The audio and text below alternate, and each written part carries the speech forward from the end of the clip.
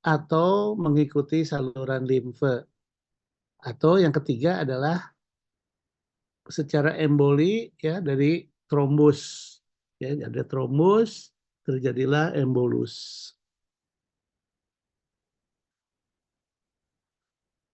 Ya, jadi infeksi pada muskuloskeletal itu apa saja?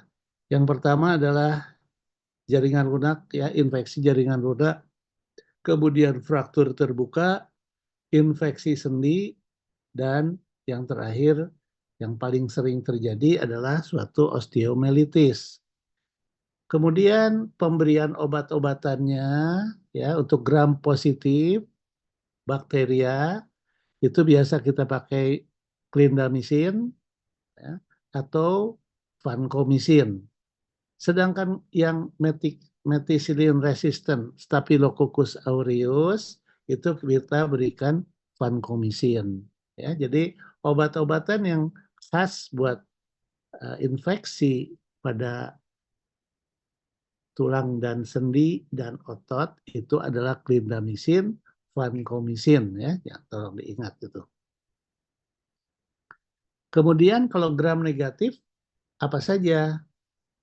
Pilihan pertama adalah tobramycin, kemudian selanjutnya ampicillin, cefotaxime, cefazolin, ticarcillin, dan gentamicin. Ya, ini tapi yang first choice-nya adalah tobramycin. Kalau yang tadi first choice-nya untuk gram positif adalah clindamycin atau vancomycin. Nah, apa yang dimaksud dengan suatu osteomelitis? Itu adalah infeksi pada tulang. Osteo, tulang, mielitis, ya mielum itu sumsum tulang, dan itis adalah peradangan atau infeksi. Penyebab apa bisa tipenya bisa akut ataupun kronis, yaitu pertama adalah yang tadi sudah dikatakan melalui vaskuler, jadi disebutnya hematogenus atau exogenous osteomelitis. Ya, kalau sudah kronis itu bisa jadi pyogenik atau granulomatous osteomelitis. Pada osteomelitis sering ditemukan squastrum. Apa yang dimaksud dengan squastrum? Squastrum adalah fragmen tulang, ya, korteks tulang yang dikelilingi oleh nanah dan jaringan infeksi dan juga kuman yang telah mati. Ya, jadi ini sangat infeksius, oleh karena itu sequestrum harus selalu diambil.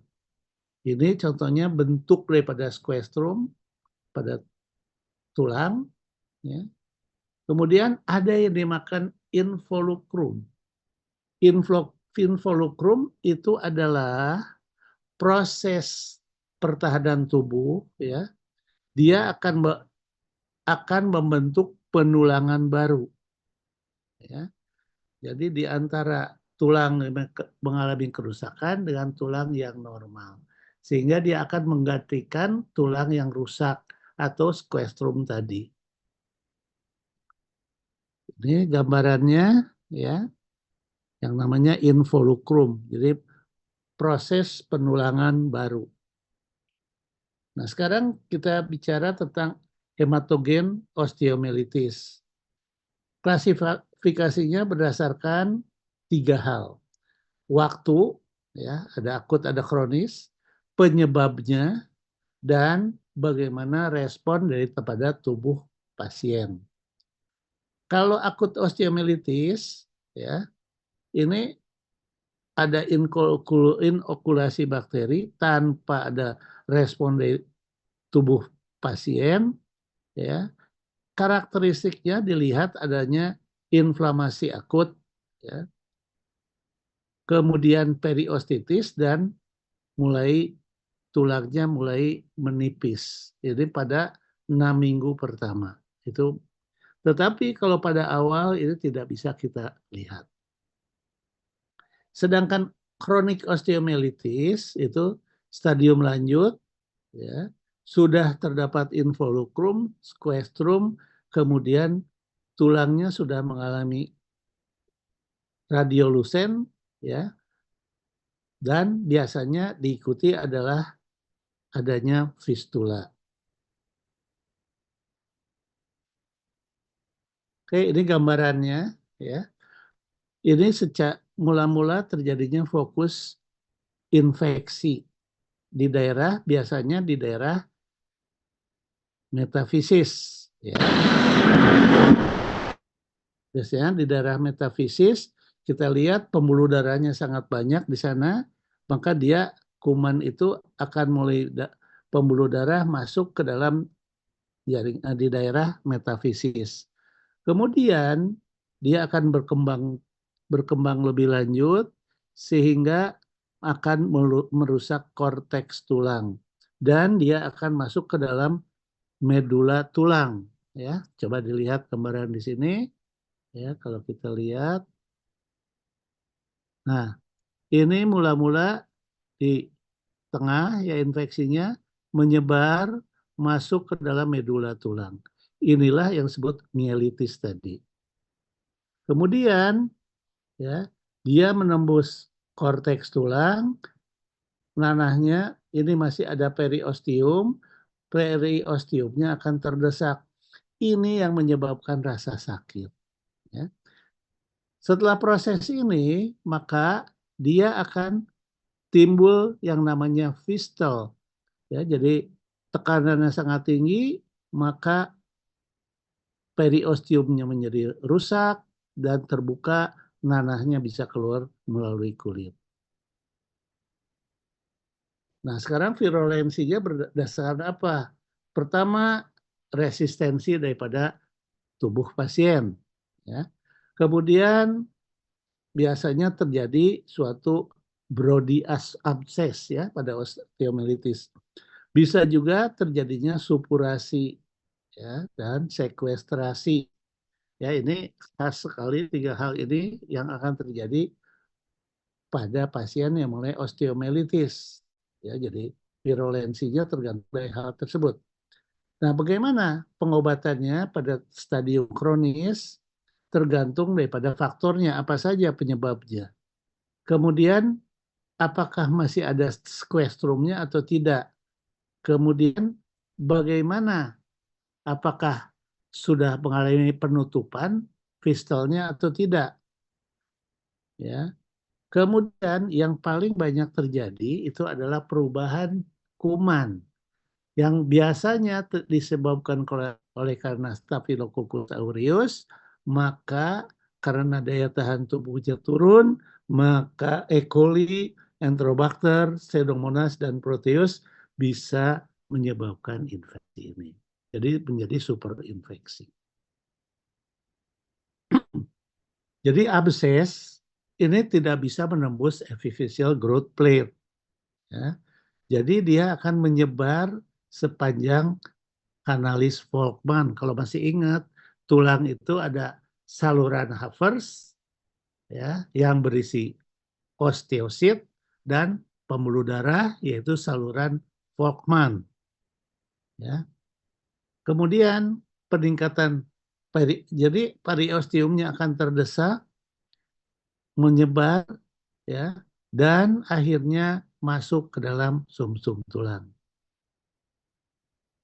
Oke, ini ya, jadi proses infeksi ini akan mengerosi periosteum dan akan membentuk satu sinus. Ya, jadi ada hubungan antara tulang dengan dunia luar. Ya. Dan dia akan nanahnya akan keluar mulai sinus tersebut ya menjadi suatu yang dinamakan fistula. Ya, jadi bagaimana ya proses ini tergantung dari virulensi daripada mikroorganismenya, resistensi daripada tubuh, pemberian antibiotik, dan bagaimana terjadinya jaringan fibrotik dan sklerotik. Ini kalau kita lihat sama seperti yang tadi, ya. Ini kalau kita lihat, ya, ini saya tunjuk. Nah, ini adalah infeksinya tadi. Ini dari pembuluh darah ini mulai awal-awalnya masuk. Kemudian dia akan membentuk sinus. Ya, ini. Terjadi penekanan periosteum, terbentuk sinus, dan akhirnya akan keluar menjadi fistula. Ini gambarannya, ya, gambaran histopatologisnya.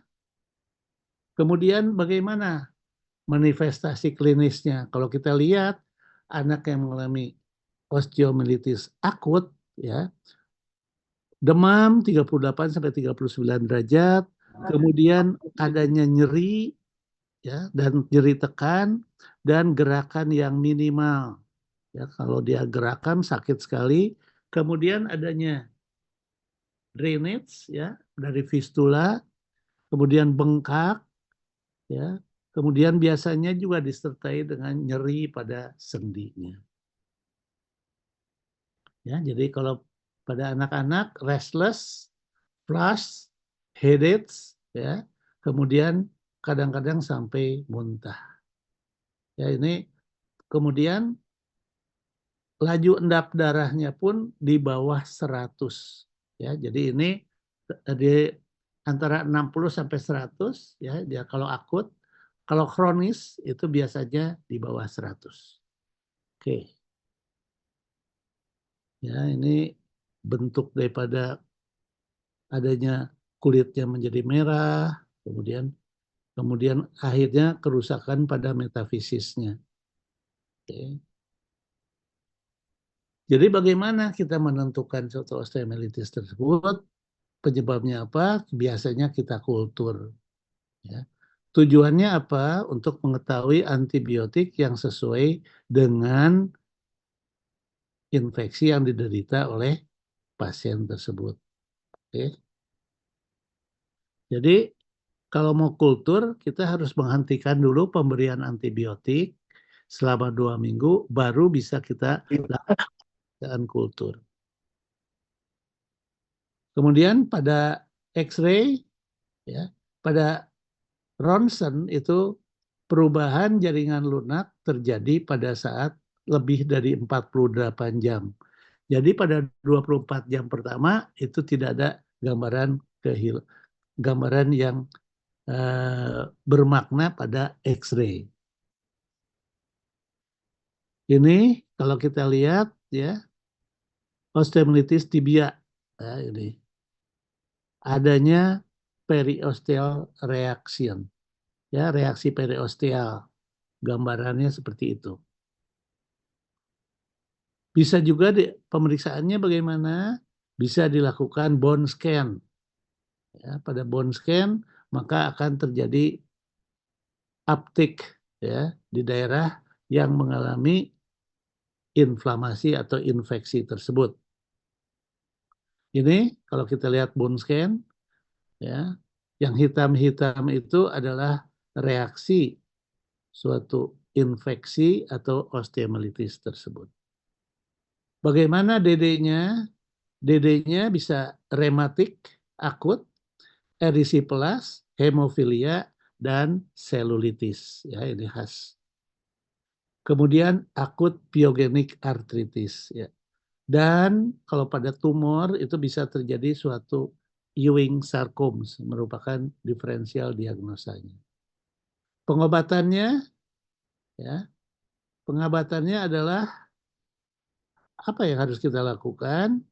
Ya, biasanya yang harus kita lakukan tergantung faktor yang berperan dalam terjadinya osteomyelitis tersebut. Jadi squastrum harus dibuang, ya, ya, secepatnya. Kalau squastrumnya sudah terbentuk, maka secepatnya dibuang. Tapi kalau dia tulangnya sudah mengalami kerusakan, ya, korteksnya, kita tunggu dulu sampai involucrum tumbuh, baru kita buang squastrumnya. Kalau kita buang squastrumnya tanpa terjadi involucrum, maka tulangnya akan menjadi patah. Nah, ini squastrectomy. Nah, ini kita biasanya lakukan buang sinusnya, ya, yang tadi jaringan-jaringan yang matinya kita buang, squastrumnya kita buang. Ya, tulangnya kita bolongin dulu. Oke, ini contohnya. Ini squestrumnya di tengah-tengah, maka kita harus membuat gutter. Ya, gutter itu parit, ya, dibuat parit, ya. Kemudian kita buang squestrumnya. Kemudian selanjutnya dilakukan irigasi, ya, dengan NaCl fisiologi steril. Setelah pengobatan, apa yang harus dilakukan? Ekstremitas harus diimobilisasi dengan bidet, ya, sampai lukanya sembuh. Nah, kemudian salah satu guna dari bidet itu untuk memproteksi supaya tidak terjadi fraktur. Kemudian pemberian antibiotik harus diteruskan, ya, dengan monitoring dari keadaan infeksinya. Oke, selanjutnya adalah tentang septic arthritis. Ya, apa yang dimaksud septic arthritis? Septic itu sepsis, artritis sendi. Yang terbanyak biasanya mengenai sendi lutut.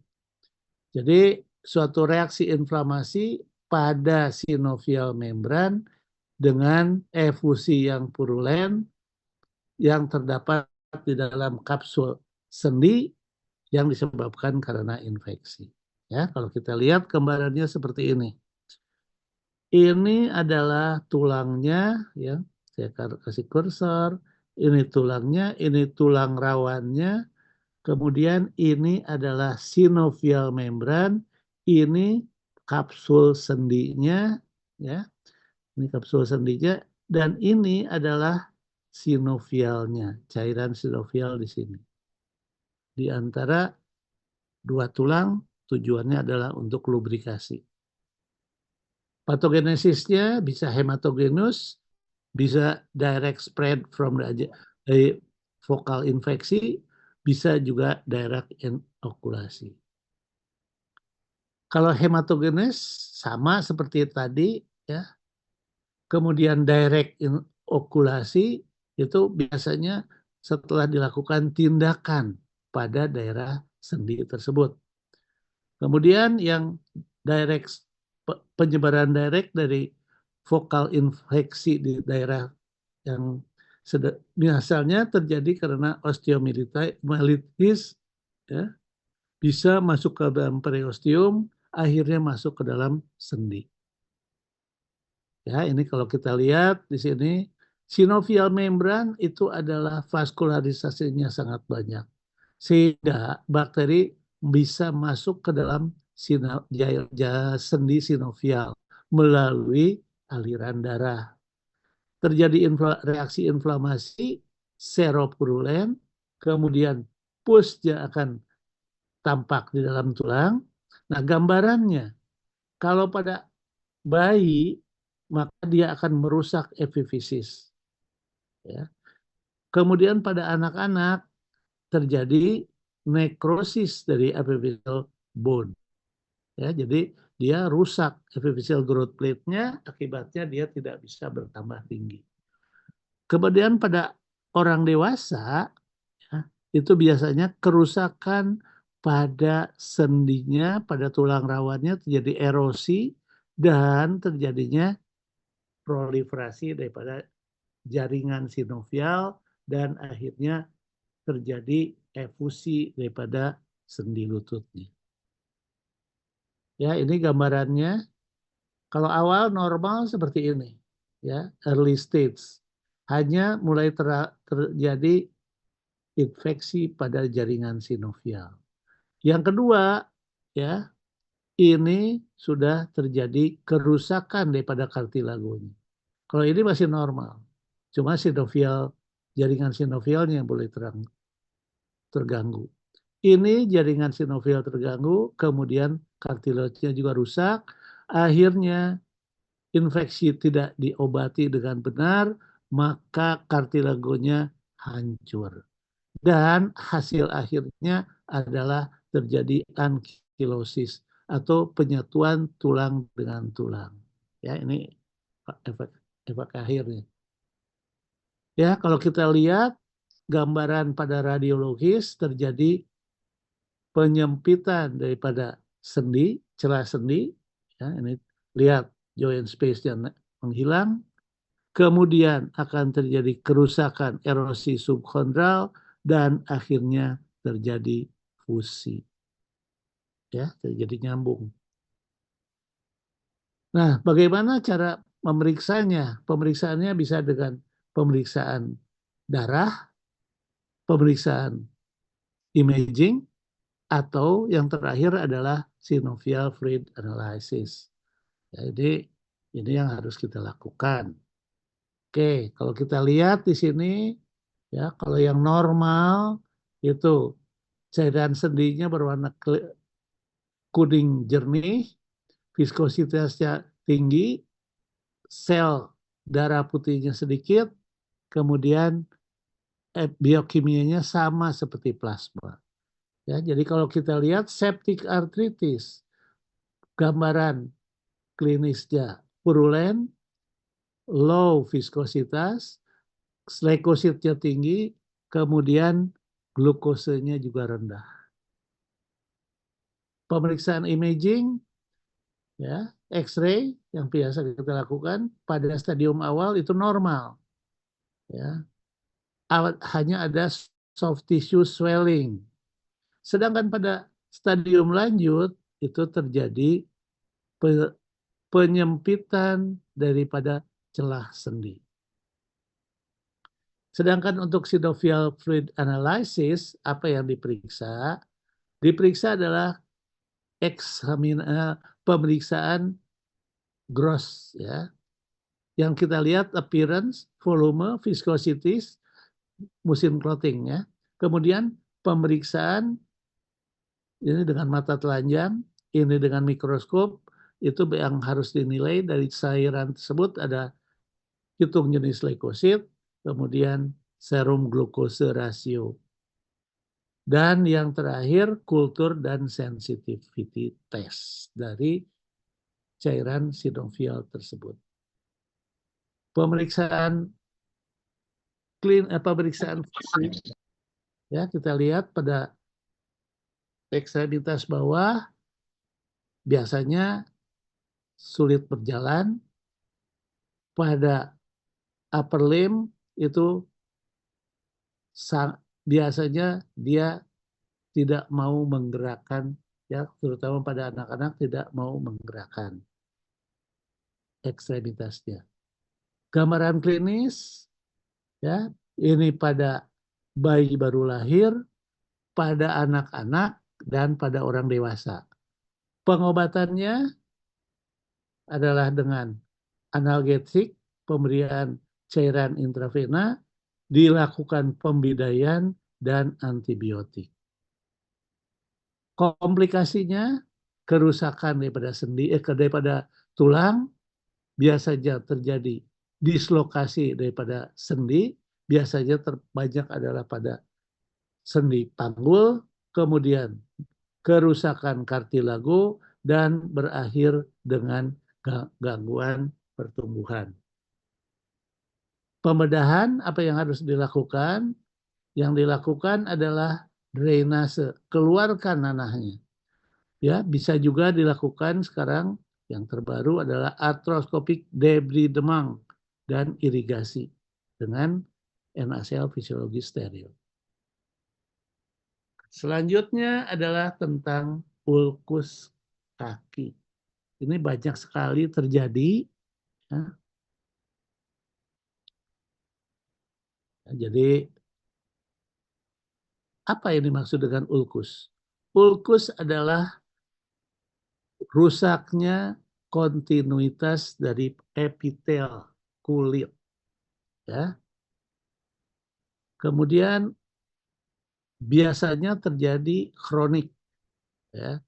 Kemudian terjadi 1,5 sampai 3/1000. Oke. Evaluasinya ya kita lihat dari riwayat penyakitnya, pemeriksaan klinis, pemeriksaan vaskuler, dan pemeriksaan daripada sarafnya. Bagaimana riwayat penyakitnya? kita harus lihat onsetnya, waktunya, durationnya, gejalanya, apakah ada gambaran sistemik atau tidak, faktor risiko, kemudian adanya peripheral ischemic symptom, kemudian telah dilakukan apa. Ya, jadi history of ulcer itu ulkus itu bisa dari ulkus dari vena, itu ya bisa karena vaskulitis, bisa karena infeksi, bisa karena neoplasma, ya. Jadi clinical assessment daripada suatu ulkus kaki adalah letaknya, ya, besarnya, kemudian marginnya, kemudian batas keluarnya dan dasarnya. Ini yang harus kita bedakan antara venous, arterial, nero, dan trauma dan malignan. Ya, kalau kita lihat ya seperti ini perbedaannya. Ya, jadi ada juga yang jarang ya kita temukan ulkusnya ya. Contohnya Mariolin ulcer, Gumatus ulcer, Meleni erythrocyanoid dan Martorell ulcer.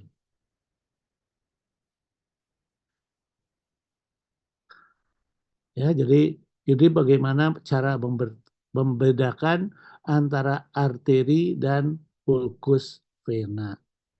Ya. Biasanya dari segi usia, ya, kemudian juga gejalanya, ya, kemudian dari surrounding tissue-nya, kemudian vein-nya. Kalau arteri ulcer, vein-nya kosong karena ulkus pada arterinya. Ya. Sedangkan pada venous ulcer karena venanya yang mulai kerusakan, maka pembuluh pembuluh darahnya berisi darah semua. Nah, jadi bagaimana kita mengevaluasi daripada insufisiensi vaskuler? Pertama adalah gambaran ischemia. Ya, bagaimana cara meriksanya? Dengan Burger postural test. Atau kita lakukan capillary filling time, CRT, capillary refilling time. Kemudian Fusing test. Kemudian harus kita lakukan palpasi daripada pembuluh darahnya. Selanjutnya ada ankle brachial index, kita harus periksa. Ya. Ini banyak sekali tes-tesnya, nanti dibaca ya. Kemudian ankle brachial pressure index, AB. Ada yang cuma mengatakan ankle brachial index. Jadi tujuannya adalah ya, kalau apinya antara brachi arteri ya di daerah ankle dan brachial itu kurang dari 0,9, maka peripheral vascular disease. Ya. Kalau 0,9 ya possible, mungkin. Kemudian 0,9,1, 1,1 kemungkinan besar. Sedangkan kalau lebih dari 1,1 ya ini hasilnya. Karena kalsifikasi. Oke. Klasifikasinya tadi sudah dikatakan ada vaskuler, terdiri arterial, venous, dan limfatik. Kemudian infeksi, traumatik, neoplastik. Sistemak metabolik, dan neuropatik. Etiologinya yang terbanyak adalah venous 80-85%, arteri kurang lebih 20%, yang lainnya minimal sekali. Ya. Jadi ada dua kronis venous ulcer itu. Ada CVI, ada CVU. CVI adalah chronic venous insufficiency. Ya. Sedangkan CVU, chronic venous ulceration. Ya, jadi kalau chronic venous insufficiency, kulitnya belum rusak. Ya, tetapi kalau CVU, kulitnya sudah mengalami ulkus. CVI grade 3 adalah CVU. Ya.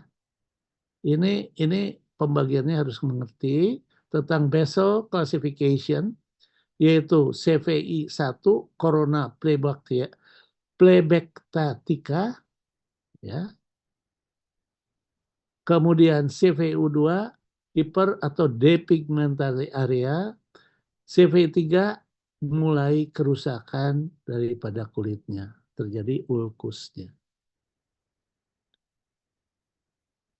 Klasifikasi lain ya banyak, ada beberapa klasifikasi yang lain. Kemudian epidemiologi daripada suatu CVU, ya. Ini penyebab-penyebabnya. Kemudian patofisiologi daripada CVU itu adalah CVI akan menjadi CVU pada akhir daripada hasil akhirnya, ya. Kemudian yang perlu diperiksa adalah AVP, ambulatory venous pressure. Kalau normal itu kurang dari 25 mm air raksa, sedangkan kalau lebih dari 30 itu kemungkinan terjadinya CVU, ya. Kalau 31 40 15%, lebih dari 90 sudah pasti CVU. Kemudian penyebab lain adalah makrovaskuler karena disfungsi daripada pompa otot. Kita tahu ya, vena itu bisa mengalir darahnya ke jantung karena dia itu adanya pompa daripada otot-otot.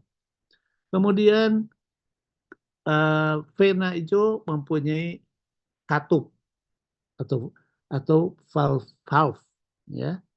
Kalau katupnya mengalami reflux, ya, jadi dia tuh darahnya kan seharusnya kalau darah pada vena itu dengan pompa otot dia akan naik ke atas, tidak bisa turun lagi karena adanya katup tadi. Tapi kalau katupnya rusak, dia bisa masuk lagi ke bawah, sehingga terjadilah reflux, ya. Bisa juga karena vena, abstraksi daripada vena, kemudian terjadinya kerusakan daripada katupnya sendiri. Itu tadi makrovaskuler. Ini mikronya adalah karena venostasis. Biasanya pasien yang kurang oksigen, hipoksia. Ada AV fistol, ya. Leukocyte migration, capillary proliferasi.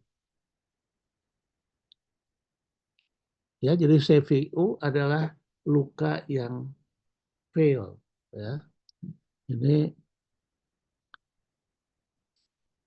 oke, lanjut. Nah, itu tadi tentang vena. Ya, vena itu karena aliran darah dari distal ke arah jantung. Sedangkan arteri dari jantung ke arah distal. Ya. Nah, ada yang dinamakan kalau arteri bukan CVI, tapi CLI, chronic limb ischemia dan ulcer. Ya. Ini biasanya terjadi karena ya aliran darah ke bagian distal itu menjadi lambat atau terjadi obstruksi. Ya. Ini terjadinya faktor risikonya adalah pada laki-laki usia 45, wanita 55, merokok, hipertensi, HDL kurang 35. Ya, jadi faktor risiko lain adalah DM, kemudian jarang memakan antioksidan. Nah, itu ya, hati-hati. Clinical kategorinya, kalau grade 0 tidak ada gejala. Kalau grade 1, Ya, kategori 1 itu mild claudication. Jadi kalau dia berjalan agak jauh terjadi claudicatio intermittent. Kalau grade 1 kategori 2 itu moderate. Grade kategori 3 severe. Kemudian kalau grade 2 kategori 4 ischemic risk pain. Jadi nyeri ischemia pada istirahat. Kalau tadi pada istirahat tidak sakit. Kalau grade 3 ya, itu terjadi gangren. Ya. Kalau kriteria 6 ya, jadi biasanya sudah terjadi kerusakan pada pembuluh darah, pada arterinya, sehingga tungkai bawahnya tidak bisa kita selamatkan lagi. Ya, amputasi obat. Nah, kalau kita lihat ini, stage 1 asimptomatik, stage 2 intermittent claudication, kemudian stage 3 rest pain, stage 4 ulkus. Ya, ulkusnya tampak, ya kalau ini masih ischemia, yang sebelah kiri gambarnya. Kalau sebelah 4 itu, ya sebelah kanan itu sudah mengalami ulkus. Arterial ulcer sama seperti venous ulcer, penyebabnya bisa karena makrovaskuler, kemudian mikrovaskuler, ya. Kemudian yang itu tadi adalah tentang pembuluh darah ulkus karena disebabkan pembuluh darahnya terganggu. Sedangkan yang sekarang kita bicarakan adalah yang paling sering terjadi. Ya, paling sering terjadi adalah diabetic foot ulcer. Ya, ini ini penyebab terbanyak gangguan pada kaki. Ya. 45 kasus yang dilakukan amputasi, ya, pada amputasi ekstremitas bawah itu 45% disebabkan karena diabetes. Ya, itu. Amputasi pada penderita diabetes 20 kali lebih tinggi dibandingkan pada penderita yang non-diabetes.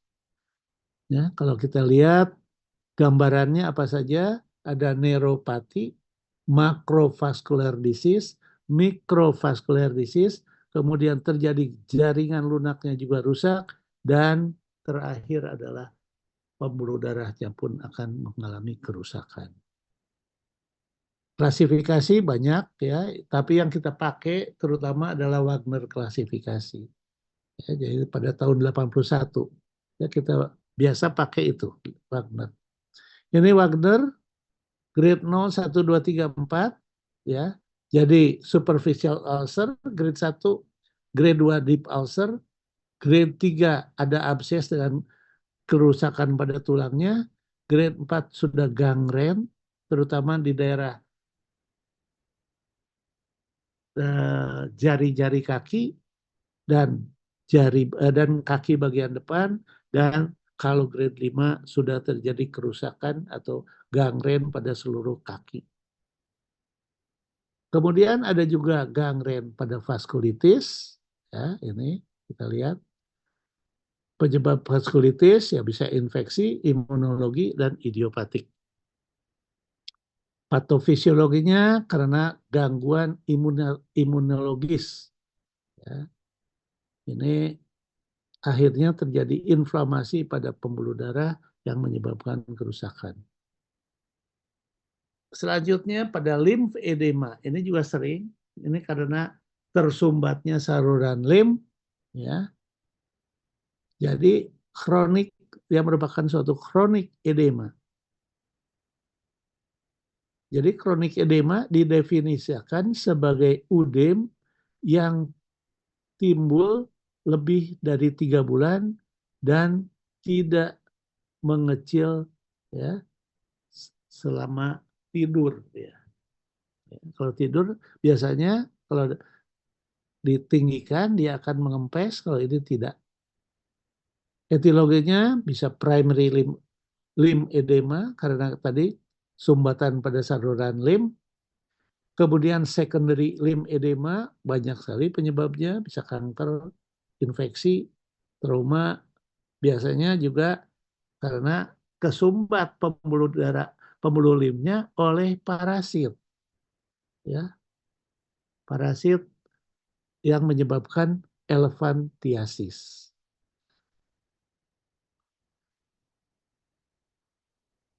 Ya, jadi kalau terjadi suatu chronic edem, maka dia akan berpengaruh terhadap penyembuhan penyembuhan lukanya. Kenapa? Karena oksigenasi yang berkurang, ya, karena edema tersebut, kemudian akhirnya terjadilah kerusakan kulit, ya, pada daerah yang mengalami edem dan akan menjadi ulkus. Ya. Nah, bagaimana untuk pulse-nya? Ya, denyut nadi pada ekstremitas bawah. Jadi yang kita periksa nadi itu ada 4. Femoral, popliteal, posterior tibial, dan dorsalis pedis. Ya, paling bawah itu di proksimalnya. Jadi kita lihat seperti ini, ya, femoral arteri, ya, di situ kita pulse-nya kita raba. Kalau ini adalah kita raba di daerah medial malleolus, itu untuk arteri tibialis posterior. Sedangkan yang gambar kanan itu adalah cara meraba arteri dorsalis pedis. Jadi untuk manajemen ulkus tadi adalah kita harus tahu etiologinya, kemudian asesmen terhadap ulkusnya, identifikasi penyebabnya, kemudian yang terbaik adalah obati penyebab awalnya, underlying cause-nya. Adequate drainase dan desloughing. Desloughing, ya, desloughing itu ada slough, itu ada infeksi, ya, kita buang, dan jangan mempergunakan balutan yang adherent. Ya, jadi ini bagaimana investigasi daripada suatu leg ulcer itu hematological, ya, jadi harus full blood count, blood glucose, lipid profile, CRP. Ya, bisa juga dengan X-ray, swab, ya. Jadi hati-hati juga bisa penyebabnya adalah TB. Kemudian untuk arteria tadi jauh sudah dikatakan, untuk vena bisa dengan Doppler, ya, bisa dengan swab daripada cairan luka, ya, itu yang harus kita lakukan. Ini Doppler USG, ya, ini untuk mengetahui potensi daripada vena, ya. Sedangkan kalau duplex ultrasonografi itu bisa kita lihat, ya, blood velocity-nya, ya, ada merah, ada biru. Yang merah itu untuk arteri, ya, yang biru adalah untuk vena. Ya, oke. Bisa juga dengan plebografi. Venanya kita masukkan zat kontras, kemudian di ronsen. Ya, jadi akan kita lihat bagaimana apakah ada trombus, ada rekanalisasi dan sebagainya. Atau varikografi, ya. Ini kalau kita lihat itu lihat berkelok-kelok itu jadi varikokel. Seperti varikokel, ya. Varikografi itu ada venanya. Atau pletismografi, ya, ini juga harus, ini salah satu pemeriksaan untuk melakukan hal tersebut. Oke. CT atau magnetic resonance venografi. Ya, ini yang paling canggih yang kita lakukan. Pemeriksaan untuk venanya. Nah, jadi tadi AFP telah kita ya, jadi penghitungannya stand motionless itu 90 mm Hg, walking 10 tip to movement 15 sampai 30, stand and still RT 90 18-40 detik. Nah, ini kalau ada AFP ya lebih dari 80 mm Hg itu 73%. Atau bisa juga kita periksa dengan transcutaneous oxygen tension measurement. Ya, ini kita periksa transcutaneous. Selanjutnya arteriografi.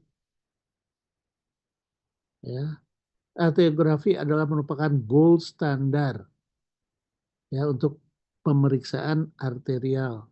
Bisa juga dengan DSA. Dikit ya. DSA itu adalah substrat arteriografi ya.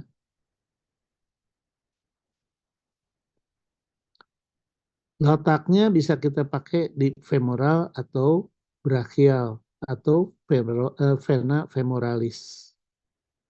Ini bisa juga kita lakukan lymph angiogram kalau pada pasien-pasien yang mengalami lymphedema.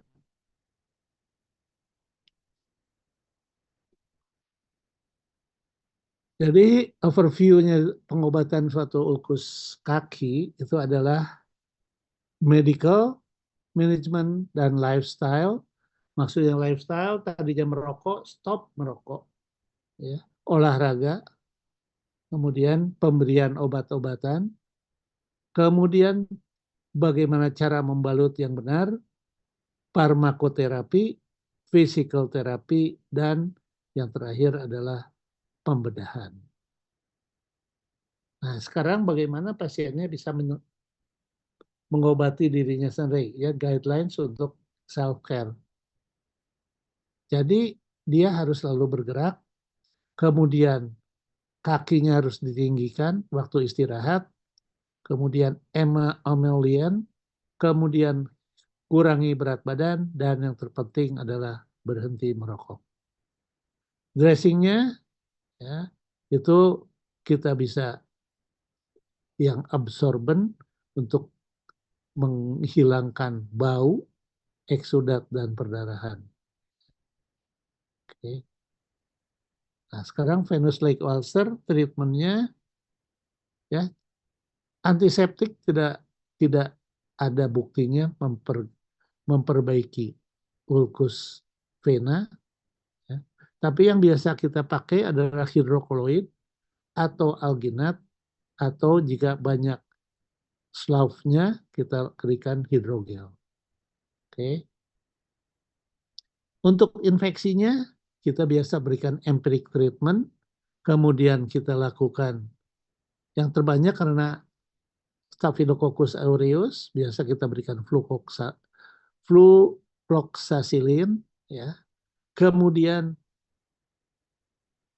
ganti balutan setiap hari, jangan memberikan antimikrobial ya yang dicampurkan dengan balutan, jangan kompresi kalau terjadi infeksi pada ulkusnya. Physical therapy ini pemeriksaan terapi fisik adalah elevation dan bed rest. Ya, kemudian bisa juga dilakukan compression, elastic bandage. Ya, jadi ini kalau kita lakukan terapi fisik. Kalau surgery-nya, ya itu kita lakukan open perforator surgery, ya. Kemudian bisa lakukan valve repair, ya, veno-venous bypass, atau kita lakukan, ya kalau tidak berhasil, ya, yang terakhir bisa kita lakukan adalah amputasi. Arterial ulcer yaitu agak berbeda dengan venous ya. Arterial ulcer itu akan menyebabkan ischemia. Orang ischemia akan menyebabkan ulkusnya bertambah besar. Jadi opsi daripada pengobatannya modifikasi pada faktor risiko, farmakoterapi, bisa dilakukan lumbar simpatektomi kalau dulu ya kita lakukan supaya aliran darah ke bagian tersebut menjadi lebih banyak, angioplasti, graft, dan terakhir sama amputasi. Neuropathic ulcer ya itu sama juga ya, tindakan akhirnya adalah amputasi ya, surgical debridement atau amputasi pada neurosemic atau ischemic ulcer. Oke, sekian untuk infeksi. Ada pertanyaan? Ada pertanyaan?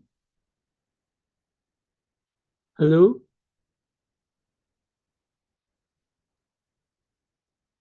Halo? Ada pertanyaan tidak? Izin dokter, sepertinya belum ada pertanyaan dok. Oke, belum ada. Kita lanjutkan ya. Yang kedua itu adalah tentang kongenital.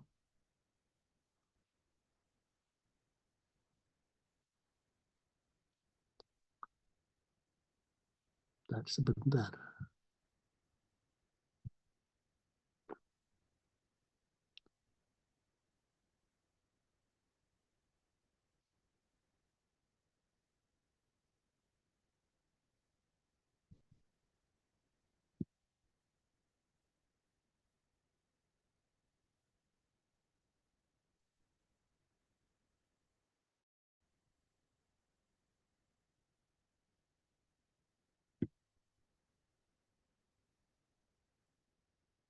Sudah tampak?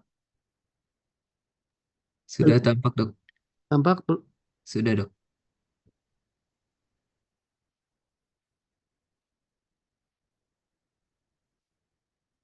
Oke, yang kedua kuliah IT kita adalah tentang congenital talipes equinovarus ya. Jadi ini congenital disorder of musculoskeletal.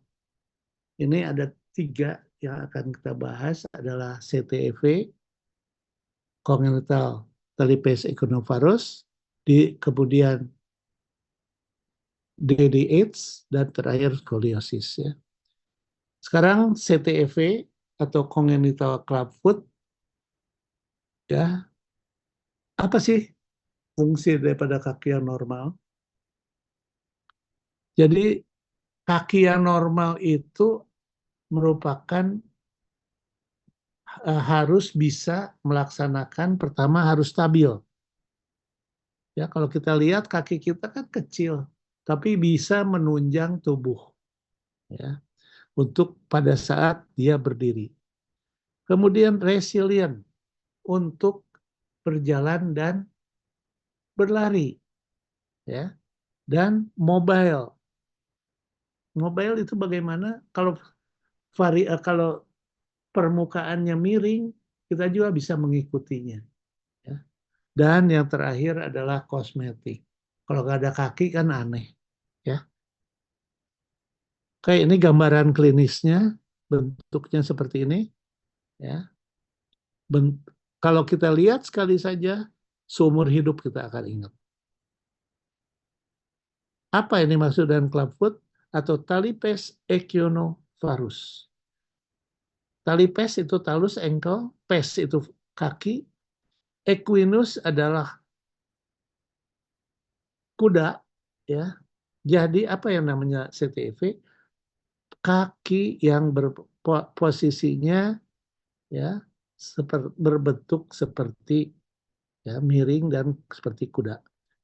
Itu equinus. Kalau calcaneus itu adalah dorsifleksi daripada ankle. Nanti kita lihat.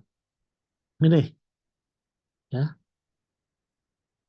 Clubfoot itu bermacam-macam. Ya, kita lihat di sini bisa calcaneovalgus, gambaran sebelah kanan. Kanan, ya kaki kanan. Kemudian yang sebelah kanan lagi itu adalah equinovarus atau CTEV. Kalau calcaneovalgus tidak perlu dilakukan pemasangan gips dan sebagainya, cukup dengan stretching daripada orang tuanya saja. Ya, penyebabnya bisa idiopathic, bisa acquired, ya bisa didapat. Kemudian kalau kita lihat, ya gimana bentuknya? Kalau kita lihat di sini, clubfoot, gambarnya tadi, metatarsus adductus, normal, dan slewfoot. Ya, jadi ini gambarannya. Etiologinya bisa multifaktor. Etiologinya bisa intrauterin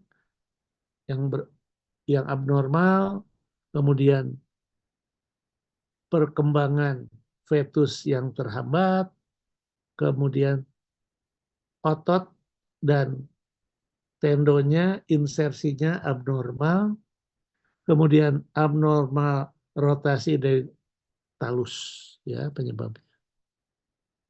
Insidennya 1 setiap 1000 kehamilan hidup. Ya.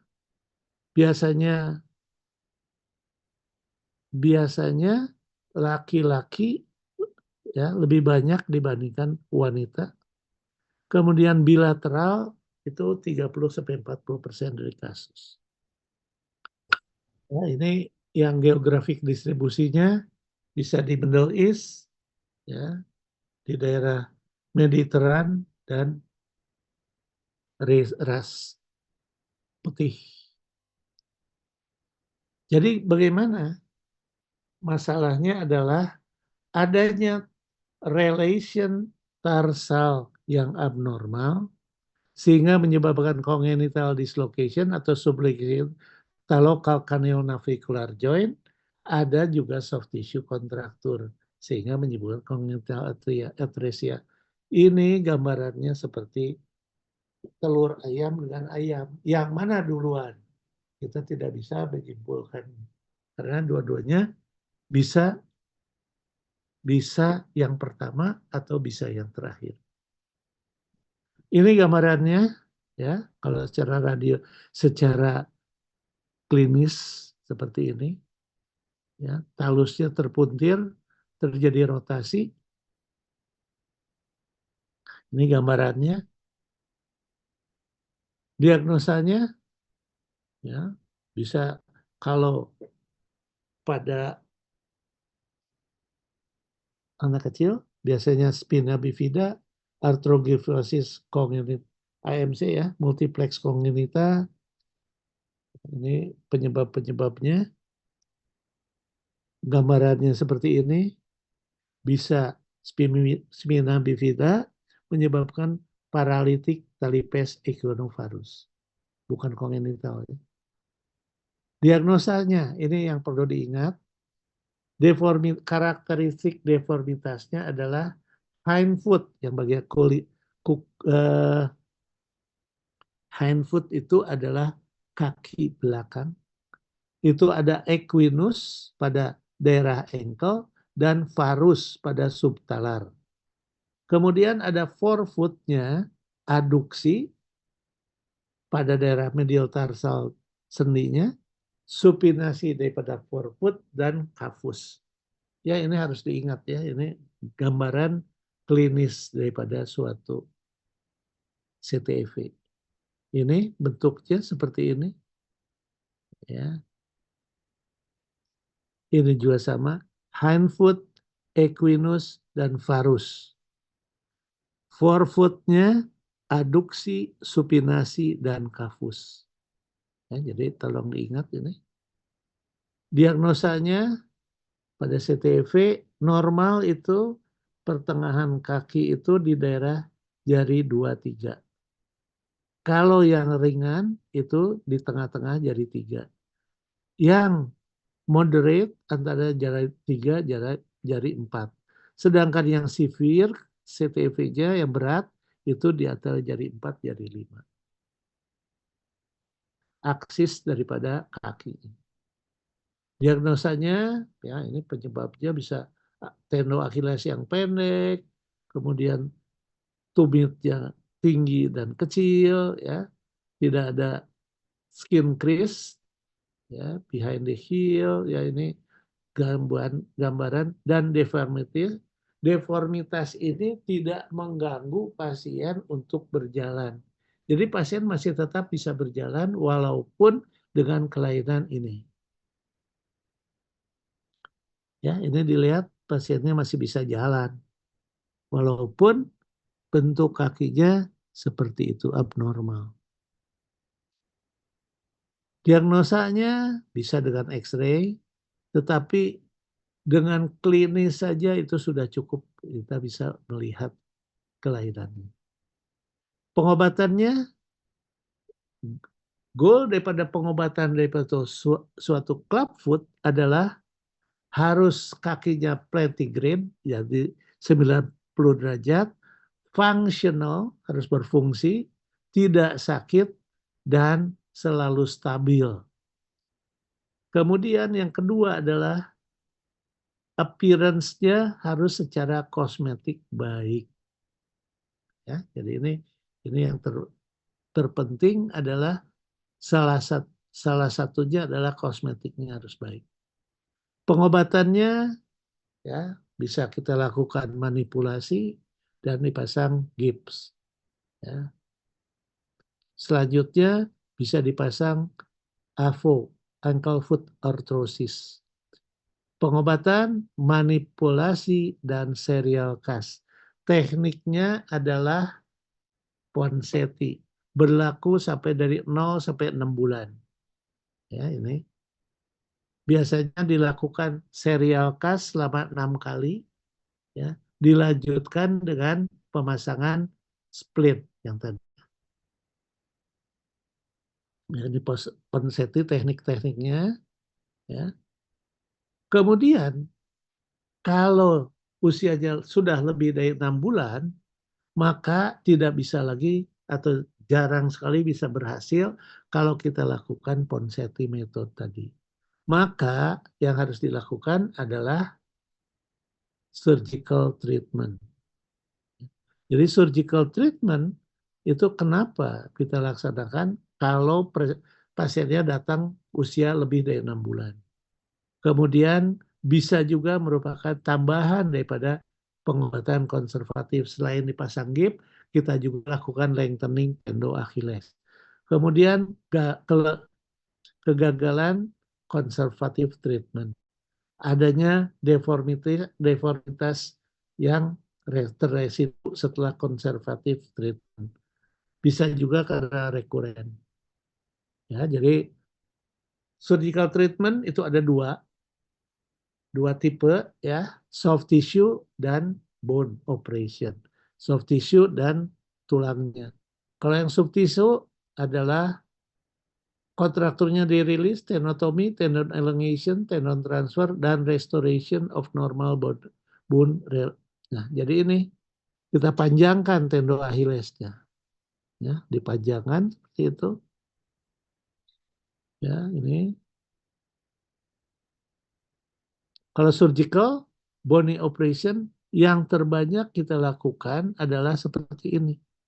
Ya, tadinya bengkok kita luruskan atau kita lakukan ini namanya triple arthrodesis. Talonavicular, kemudian calcaneocuboid dan talus ke calcaneus, ya 3 jadinya yang kita lakukan namanya triple arthrodesis.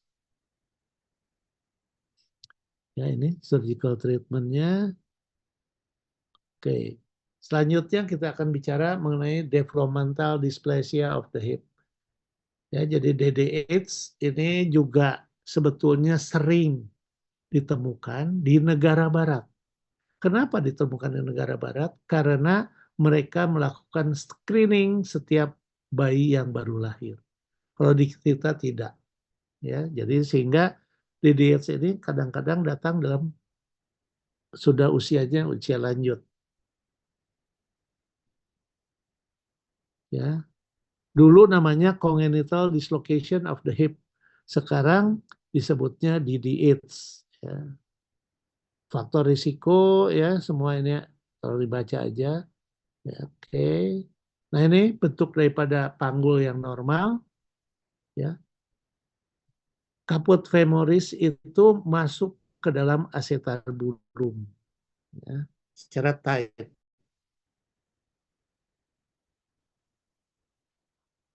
ya. Kemudian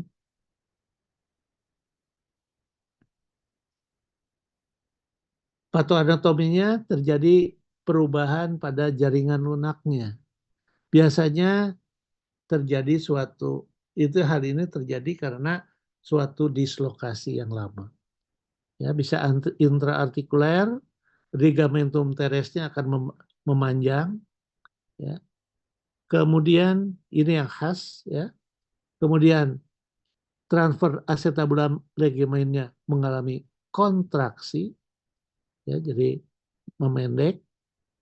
Sedangkan ekstraartikulernya adalah aduktor longusnya dan iliopsoas menjadi kencang, ya. Ya, gambarannya seperti ini. Ligamentum teres memanjang, kapsul juga memanjang, ya. Kemudian transverse acetabular ligamennya menjadi tight, ya. Kemudian kalau kita lihat bentuknya seperti inilah. Penyebabnya bisa multifaktor, ya. Bisa karena genetik, bisa intrauterin, bisa karena neurologik. Diagnosanya, nah ini yang harus dilakukan adalah screening pada bayi baru lahir dengan metode ortolani dan Barlow manuver. Ya, ini diagnosanya kalau ada limb length itu Galeazzi, abductor range of motion, skin fold-nya juga berbeda, ada limping, ada waddling gait. Waddling gait itu jalan seperti bebek. Ini ortolani manuver. Kalau kita dorong kaki yang tungkai bawah yang mengalami DDH, maka waktu didorong dia akan keluar. Sedangkan kalau kita lakukan fleksi dan abduksi, maka dia akan masuk kembali. Sedangkan pada Barlow itu terbalik. Kalau kita tarik, itu dia akan masuk ke dalam sendinya. Sedangkan kalau kita dorong, dia akan mengalami dislokasi. Ya, jadi Barlow dan apa tadi? Barlow dan ortolani, ya, jangan lupa. Ya, diagnosanya itu kadang-kadang juga masih terlewat, ya, walaupun sudah dilakukan screening. Kemudian imagingnya, osifikasi center daripada kaput femur akan terlihat pada X-ray pada usia 4-7 bulan. Bisa juga kita pakai ultrasound, tapi tergantung daripada operatornya, CT scan, MRI, dan artrogram setelah dilakukan reduksi. Ini radiogramnya, ya. Kalau kita lihat ini normal pelvis kiri kanan sama, ya. Coba dilihat sama. Nukleusnya tuh yang merah itu tingginya sama. Ini namanya Shenton line, bersambungan antara ramus superior bagian bawahnya dengan neck femur, ya. Ini sudut indeks acetabularnya kurang daripada 30 derajat. Nah, kalau yang ini yang mengalami DDH, coba dilihat ya. Seperti ini dia naik ke atas. Ya, ini center ossifikasinya ada di situ, yang satu di bawah. Ini center lainnya terputus. Jadi femoral head itu akan tampak 4 sampai 7 bulan. Ada center lainnya terputus, ya, center edge angle-nya, ya. Kemudian acetabular indeksnya normal itu kurang dari 30 derajat. Ya. Oke. Imaging kalau ultrasound ini tergantung daripada operatornya. Ini contohnya gambarannya, ya. Itu kalau kita lihat femoral head, abduktor dan ilium, ya. Ini femoral head-nya, ini otot abduktornya, dan ini iliumnya. Ya. Nah, ini graf alpha angle lebih 60 derajat normal. Ya. Kemudian riwayatnya kalau di newborn tergantung variabel, bisa konservatif, ya. Lebih dari 6 bulan ya harus dilakukan extensive pathology dan decrease potential for acetabular remodeling. Ya, jadi di sini unilateral lebih berat dibandingkan bilateral, subluxasi lebih berat dibandingkan displasia. Pengobatan tergantung usia, faktor keluarga, dan apakah panggulnya bisa direduksi atau tidak. Dan stabilitas setelah reduksi. Ya, ini manajemennya 0 sampai 6 bulan Pavlik harness, 6 sampai 18 bulan traction, kemudian close reduction, hip spica, ya. Kemudian artrografi, kalau tidak ada reduksi maka open reduction. 18 sampai 36 bulan primernya open reduction, kemudian ini, ya, pelvic osteotomy. Kalau 3 sampai 8 tahun kemudian open reduction dengan femoral shortening dan kita lakukan pelvic osteotomy. Ini namanya Pavlik harness atau bisa kita lakukan triple diaper teknik, ya. Pavlik harness itu abduksi dan ekstensi daripada panggul. Nah, ini dari lahir sampai 6 bulan kita bisa pakai Pavlik harness, ya. Anak tidak bisa. Nah, kemudian komplikasinya adalah avascular necrosis. Bisa juga femoral nerve palsy. Ya, jadi ini bisa juga dilakukan close reduction plus PICA jika 3 minggu dengan Pavlik harness gagal. Jadi kita bisa lakukan seperti ini. Ya. Kalau kita lakukan reposisi terbuka, itu dengan general anesthesia, periksa artrogram. Open reduction ini banyak, bisa approach medial atau anterolateral. Ini asal tahu saja begini caranya. 6 bulan sampai 4 tahun, apa yang kita bagi lagi, 6 sampai 18 bulan cross reduction plus adductor tenotomy, bisa juga open reduction kalau cross reduction gagal. 18 bulan sampai 4 tahun itu close reduction, ya. Kalau masih reduksible maka kita lihat, kalau irreducible open reduction, ya. Ini juga sama, femoral shortening, ya, bisa kita lakukan seperti ini. Femurnya kita pendekkan, ya.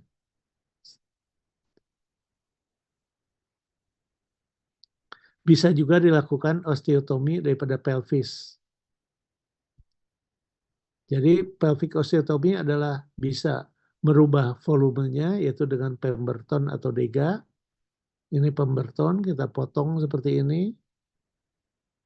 Atau redirecting, ya, dirubah direksi daripada kaput femur ke acetabulumnya, yaitu dengan mempergunakan shoulder osteotomy, ya, atau triple innominate osteotomy, ya, seperti ini.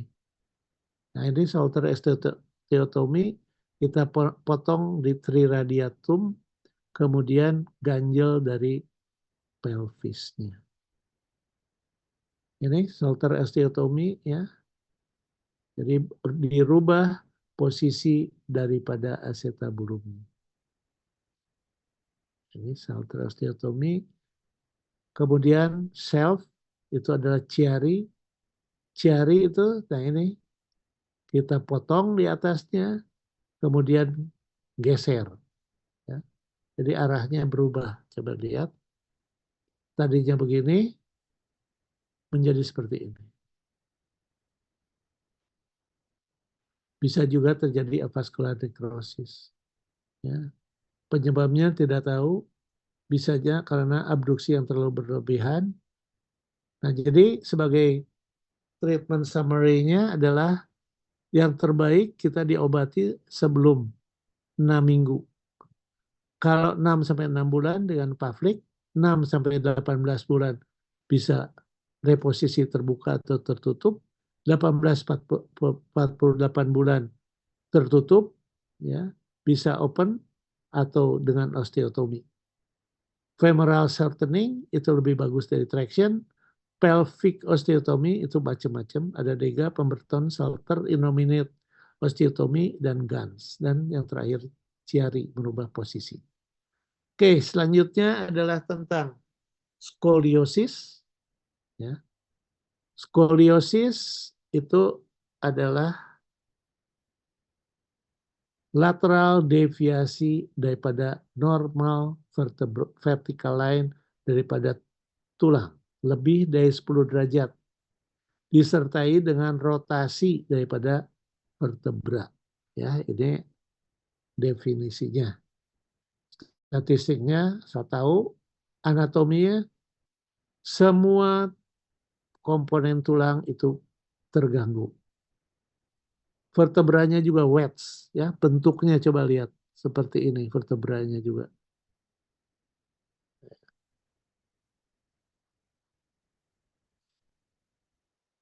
Ini bentuknya yang normal lurus seperti itu. Kalau yang skoliosis itu tergantung sudutnya kemana, ke kanan atau ke kiri.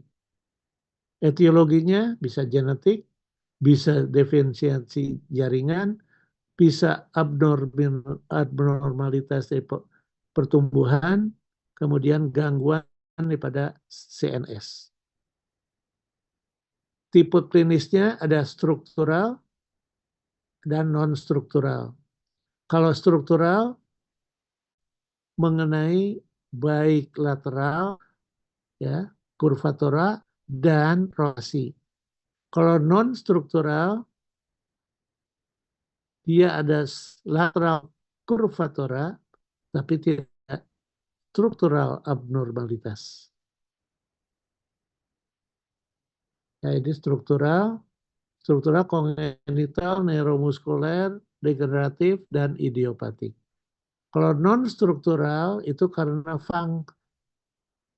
postural, karena kebiasaan.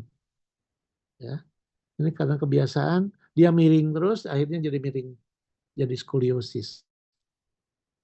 Ya, ini gambarannya, kalau lurus, bengkoknya seperti ini. Sedangkan kalau kita bending ke kanan, ya, jadi koreksi daripada lumbar curve. Artinya itu non-struktural. Kalau bending ke kiri, thoracic curve-nya masih tetap ada, maka itu adalah struktural skoliosis. Ya, jadi non-struktural skoliosis itu ada postural, compensatory, cytic, inflammatory, dan hysterical. Klasifikasinya, ya, cervical curve itu C1, C6, cervicothoracik C7, T1, ya. Thoracic curve T2 sampai T11, thoracolumbar curve itu T12, L1, lumbar curve L2, L4, dan lumbosacral curve L5, S1.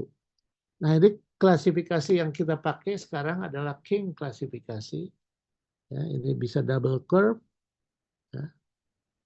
Ini kita lihat thoracic curve, ini ada 5 klasifikasi. Ya. Kemudian bisa juga Lenke klasifikasi, asal tahu saja kalian nanti dibaca. Diagnosanya dari riwayat penyakitnya, kemudian pemeriksaan fisik, dan tes. Tesnya kalau kita lihat ya, Adam forward test bend ya. Kalau kita lihat normal spine itu lurus kalau kita lihat dari belakang. Kalau ada skoliosis bentuknya seperti itu, yang sebelah kanan, bengkok. Bisa juga dihitung dengan skoliometer. Kalau kurang dari 7 derajat itu adalah normal. Kalau pemeriksaan radiologis, apa yang harus dilakukan? Posterol anterior dan lateral radiogram. Ya. Ini kemudian kita juga bisa menghitung sudut daripada skoliosis ini dengan mempergunakan Cobb angle. Ya. Kita tarik garis di atas pas selesai, pas di akhir daripada pembengkokan. Ya. Kalau yang paling bawah, di bawah bengkok, kemudian tarik 90 derajat sudut Cobb-nya.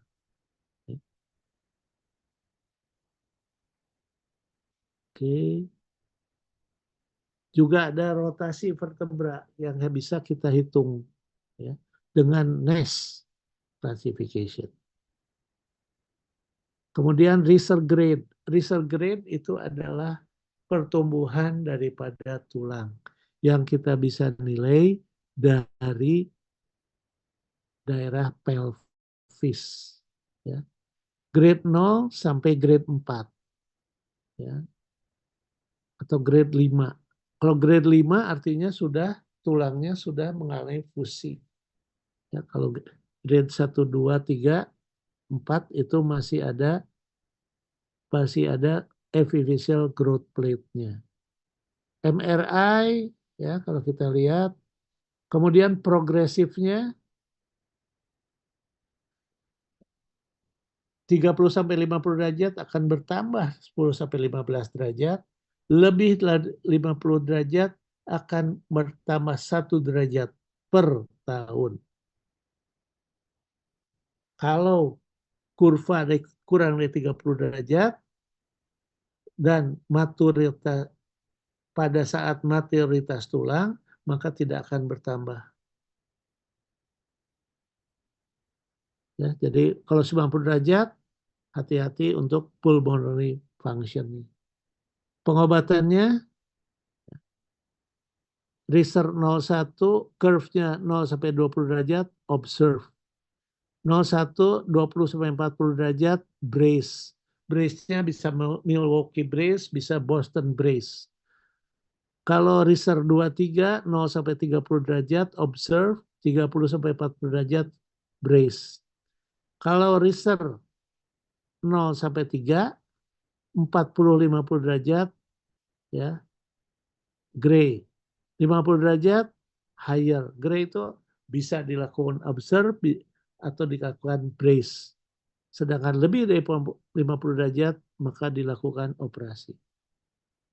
Ya, jadi skoliosis itu ada 3 macam. Ada infantile, ada juvenile, ada adolescent. Infantile biasanya kita pasang Milwaukee brace selama 23 jam. Kalau juvenile, Milwaukee 18-24 jam. Kalau adolescent, ya, bisa kurang dari 45 derajat, kita pasang bracing. Lebih dari 45 derajat kita lakukan operasi. Bracingnya ya, 20-23 jam harus dipakai. Ini adalah namanya Milwaukee brace yang sebelah kiri, sedangkan yang sebelah kanan namanya adalah Boston brace. Pembedahan itu dengan fusi daripada tulang belakang, ya. Bisa posterior approach, bisa anterior approach, ya. Ini bisa dilakukan. Ini contohnya, ini namanya spinal fusi dengan rod, ya, yang dari besi, ya, kemudian dilakukan bone graft, dan kerugiannya adalah walaupun dia lurus tidak bisa melakukan gerakan bengkok kiri, bengkok kanan, atas, depan, belakang. Ini juga sama, ya, ini cara melakukan pemasangan fusi daripada spinal. Ini posterior approach, ya, koreksinya seperti ini. Tadinya bengkok jadi lurus. Ini bisa AP approach, ya, bisa dari depan, bisa dari belakang. Nah, ini kita bisa pasang growth rod pada anak-anak. Jadi tulangnya bertambah panjang, maka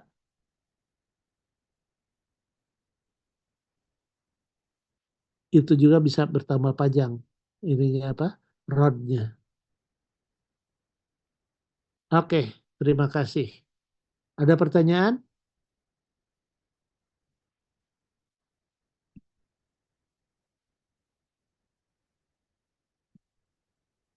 Oke, ada pertanyaan?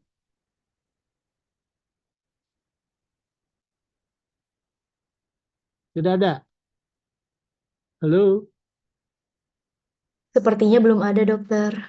Belum ada. Itu ada kuisnya ya. Tadi saya udah titip di Korta. Kortanya mana? Halo? Izin dok, ada Kak Indra dok. Kak Ya, Indra. ya Indra. Indra, itunya apa? Kuisnya dok ya? Ya, kuisnya. Itu dok, di chat dok, langsung dok. Di chat deh. Lihat. Tuh di chatnya, tolong dijawab semua.